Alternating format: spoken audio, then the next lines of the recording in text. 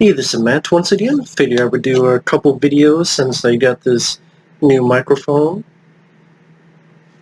First off, some gifts that I got from a very nice guy named RB. Russell, he's been generous enough. He sent me quite a few stuff. Before that, I recently did pick up this for 13 bucks. The Adventures of Bristol County Jr., which actually has features like pilot episode commentary of Bruce Campbell and Carlton Cuse. I think Carlton Cuse was the same guy who created that martial law Sammo Hung TV show that I reviewed. Also, a retrospective documentary, featurette, roundtable with T-Series creative personnel, and this is a show that I've been wanting to rewatch for a while. And 13 bucks, pretty good deal. But this is the stuff that RB sent me. First up is Bleed for This, Miles Teller and Aaron Eckhart. I guess about a guy who got in a near-fatal car accident. He has a severed spine. He's told he'll never walk again. But he made such a recovery that he actually goes in for one last fight. So, definitely sounds like an interesting story. I don't know how true it is, but it definitely seems like an interesting story. Next up, I'll review this sometime down the road. Nightcrawler. I've heard good things about this, so I will definitely give this a look.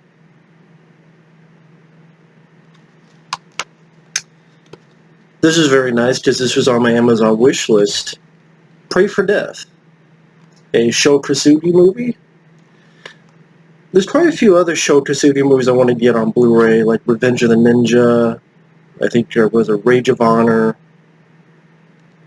And maybe do like a little Sho Kosugi triple feature marathon. But this one, I haven't seen in a long time, so it'll be interesting to give this a look again. I know it's about him bringing his family to America for a job, and then bad things happen. But this has an exclusive interview with Sho Kosugi in which the star discusses the early stages of his film career leading up to his role in Pray for Death. Then an archive interview from back in the day. A trailer gallery showing trailers for the films I mentioned. No commentary or anything, but yeah, that's Pray for Death. Thank you for that. He sent me Gran Torino, which I did have this film on DVD. Sadly, I'm not a fan of this movie. I know a lot of people are. There's many other Clint Eastwood films I prefer. I prefer In the Line of Fire. I prefer all the Dirty Harry films. I prefer... There's a lot of other stuff I prefer. Unforgiven, High Plains Drifter, The Man with No Name trilogy, Outlaw Josie Wales, Two Meals for Sister Sarah. It's just with this movie, I did not like his character at all. Now, I know you're not supposed to like the character, but at some point you're supposed to grow to like him, or feel sorry, or something. Like, something's supposed to happen. But I don't feel that at all. I never grew to like this character. And then when he dies at the end, I know that's a spoiler, but this movie's like decades, well, not that long, but quite a bit old. I didn't care.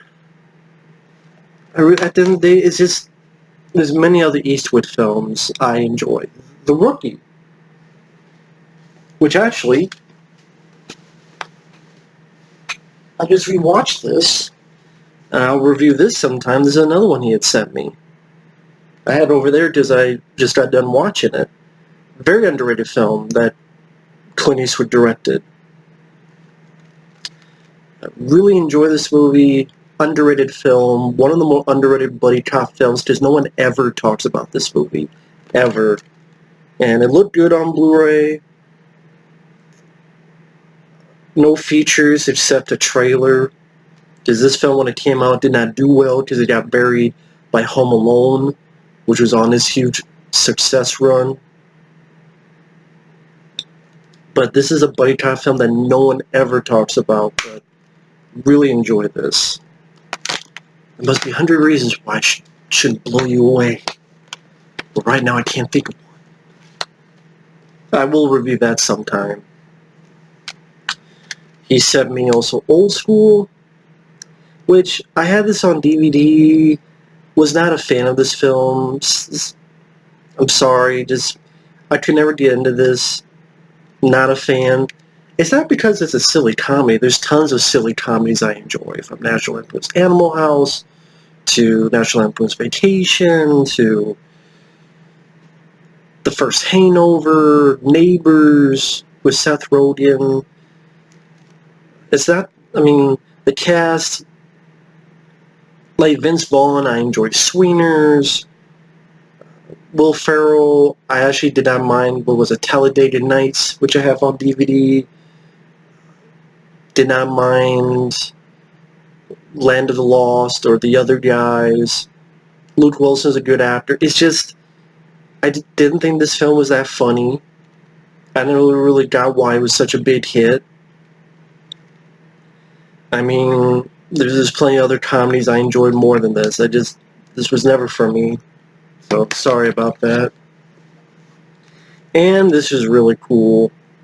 The Superman Blu-ray set. And yes, it does have this marking on it, as if it was an overseas, but it did play on the Blu-ray perfectly fine. And it's really cool to have these on Blu-ray, because I have the Batman films on Blu-ray. Sometime down the road, I will be doing a Superman marathon, where I will review these 5 movies. The 4 with Christopher Reeve and the 1 with Brandon Routh. Man of Steel, I've already reviewed. If I found the film to watch, maybe I would do like a ranting commentary on it. Same with Batman v Superman, but I don't have those movies, and I have to maybe find them to watch online without paying anything. But I don't know if people want to see them anyway. But I definitely will review these. And maybe if I'll re-review the Batman films, at least the 2 with Michael Keaton and the 2 that Joel Schumacher directed. Those 4, I've reviewed them in the past, but maybe I'll re-review them. That's if people want me to re-review them. But what's really cool about this, it has a lot of features. It'd be cool to see what these films look like in HD. It does have the features from I'll say right. Here's the first 3. It does not have the Richard Donner cut, which I'm fine with, because I do not like the Richard Donner cut. I'll talk about that when I review Superman 2, but I thought the Richard Donner cut was awful. I'm sorry, folks. You take out the best line. General, would you care to step outside? You take that line out, the best line in the movie. You have the stupid going around the world ending, which is the only thing I don't like about the first movie. I don't like the spinning around the world because it creates too many questions, and it's like, well, why the hell doesn't Superman do that every time? If he could just... And that's the one... I love Superman the movie to death. That's the one thing that annoyed the hell out of me. I never liked that time travel. I'm like, he could do that for everything. Every problem. And then it doesn't make sense because he went back in time, so she's alive, yet Jimmy Olsen is saying that power lines went down, as if the bomb did hit, but it didn't hit because she's alive, but it did hit because Jimmy Olsen is out there where Superman saved him from the dam, and they're talking about how the power lines went down. It's messy. But that's the one thing, but it's a annoying thing. But anyway, I'll talk about Well, I'll mention that when I review the movie, but you have the commentary from the producers, making up from back in the day, the 1951 Superman the Mole Man starring George Reeves. You have some cartoons, trailers, TV spot, Superman 2. You have another commentary from the producers, TV special for back in the day, a featurette on the Fleischer Superman cartoons, 9 of the Fleischer cartoons, the trailer, Superman 3. There's not much. There's a making of from back in the day, a trailer, and then again commentary from the producers. I love Superman 3. I know a lot of people don't like it because it's more comedic. I get it. It's more comedic. But I think it's fun. I think it's entertaining. And it's Superman. I don't need a dark, gritty Superman. And the series Superman I got in the first Christopher Reeve film and the second one. So, I mean, you read Superman comics, there's a lot of goofy stuff too. Crypto the dog, a lot of other stuff, but that's goofy I like. Superman 4 is goofy I do not like. This is an awful film. Commentary from the co-screenwriter, a 50th anniversary celebration of the Man of Steel, and a trailer.